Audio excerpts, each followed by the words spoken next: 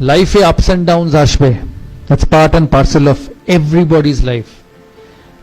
ভারতের প্রধানমন্ত্রীও ইলেকশন হারে, ক্লাসের লাস্ট বয়ও ফেল করে, সচিন তেন্ডুলকরও 100 করে, সচিন তেন্ডুলকর 10টা ম্যাচে ফেলও করে। সচিন তেন্ডুলকর ভারতের হয়ে 700 ইনিংস খেলেছে, 700 সেঞ্চুরি করেছে 100টা, তার মানে বাকি 600টা ম্যাচে তো সে 100 করেনি। But every time he has turned out for India, he has believed that he will succeed. এর মূল কারণ হচ্ছে যে everybody will fail, but you have to come out of failures.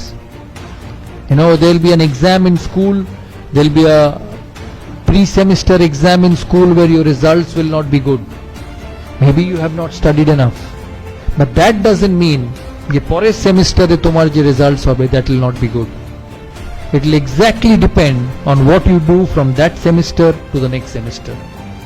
So don't put your head, your shoulder, your belief down with failures, because failures will come. There is nobody in the world who is not failed. Virat Kohli ke dekho, last 3 months hasn't got a run against Australia, hasn't got a run in the IPL. Shobai IPL dekho to? He is one of the best batsmen in the world, but he hasn't scored runs. কিন্তু এর কোনো মানে নেই যে পরের সিরিজে ও run করবে না।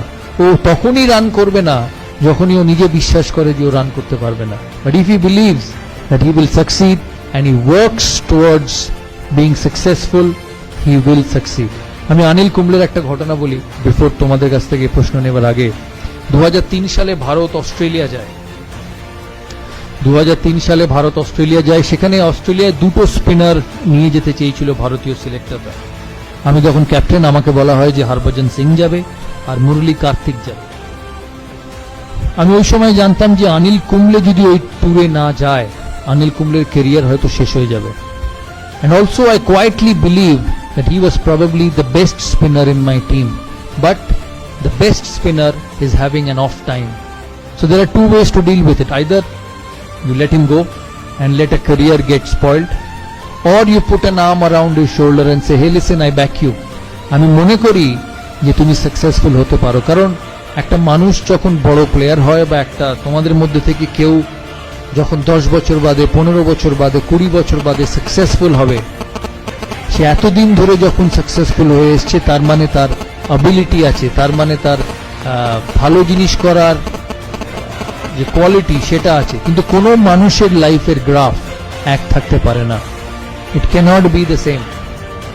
You will go up, you will go down. But that is when a genuine leader comes in. আমি তখন সিলেকশন কমিটি মিটিং চলছে, রাত্রিবেলা সেমিফাইনালের আগে অস্ট্রেলিয়ার টিম হবে। আমাকে সিলেক্টররা বললো যে ওই 2 জন যাবে।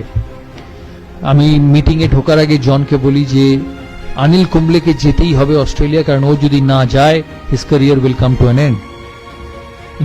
জন অ্যাগ্রিড। জন বললো হ্যাঁ ঠিক আছে অনিল কুম্বলে যাক। আমরা সিলেকশন মিটিংয়ে ঢুকি, 2 ঘন্টা, 2.5 ঘন্টা, 3 ঘন্টা সিলেকশন মিটিং চলে, কিন্তু অনিল কুম্বলেকে কোনো সিলেক্টর নিতে চায় না।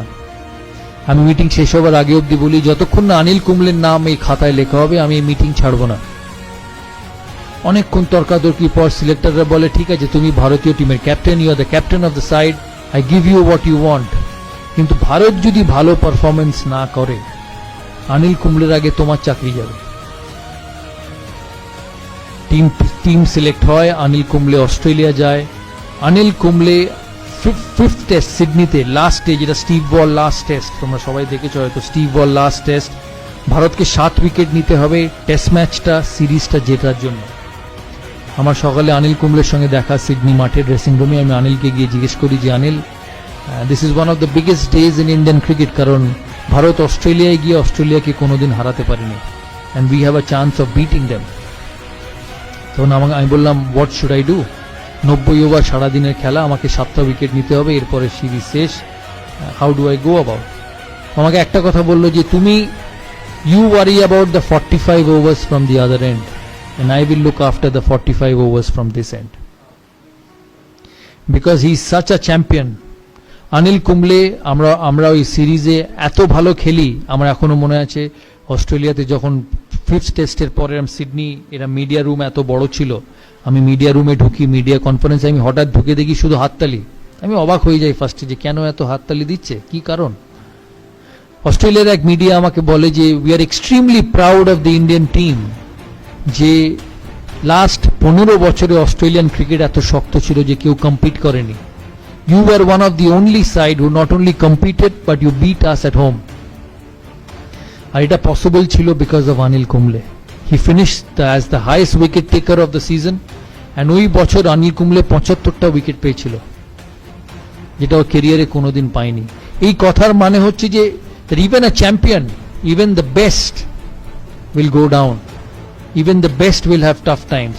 But if you want to be a leader, if you want to be someone who actually turns around people, you have to put an arm around him and say, hey listen, I support you. আমি বিশ্বাস করি যে তুমি আমার টিমকে এগিয়ে নিয়ে যেতে পারবে, and it works like magic. তাই এই কথাগুলো বললাম, তোমরা মাথায় রেখো। তোমাদের কি প্রশ্ন আছে আমাকে জিজ্ঞেস করো, লজ্জা পাবে না, কেন আমি তো বারবারই সেরকম কথা বলতে পারবো না। তাই this is one time opportunity for all of you. জানি অনেকক্ষণ বলে ফেললাম, প্রায় 50 মিনিট হয়ে গেল। তোমরা বলো, তোমরা কি জানতে চাও? বাট বিফোর আই ফিনিশ আমি একটা কথা বলতে চাই যে আমি এর আগে কোনোদিন কোনো ইনস্টিটিউটের অ্যাম্বাসেডর হইনি। This is the first time. আমি প্রায় 100টা ব্র্যান্ড এন্ডোর্স করেছি, কোক থেকে, এই কোক, পেপসি, যা বলবে সব। দাদার ছবি হয়তো তোমরা সারা কলকাতার কোনো না কোনো হোর্ডিং এ দেখেছো। But one of the main reason of me being a part of this institute is to see your career grow. তাই আমার অ্যাসোসিয়েশন এই ইনস্টিটিউটের সাথে সাকসেসফুল তখনই হবে যখন তোমাদের ইনস্টিটিউটের চিফ ট্রাস্টি, তোমাদের প্রিন্সিপাল 1 বছর বাদে, 2 বছর বাদে বা 3 বছর বাদে যখন আমার সঙ্গে ফোনে কথা হবে, তখন যাতে বলতে পারে যে দাদা আপনি আমাদের ইনস্টিটিউটের সাথে ইনভলভ হয়েছিলেন, we have produced some scholars from this institute, and that will only happen because of you. খেলাধুলায় কোচ, পড়াশোনায় teacher can teach you, can tell you what to do, but what you become, what you do is up to you. দেখবে বাড়িতে মা যখন রেগে যায় প্রায় বলে যে আমি তো ঘোড়াকে জল অবধি নিয়ে যেতে পারি, আমি তো জল খাওয়াতে পারবো না। So it's the same thing.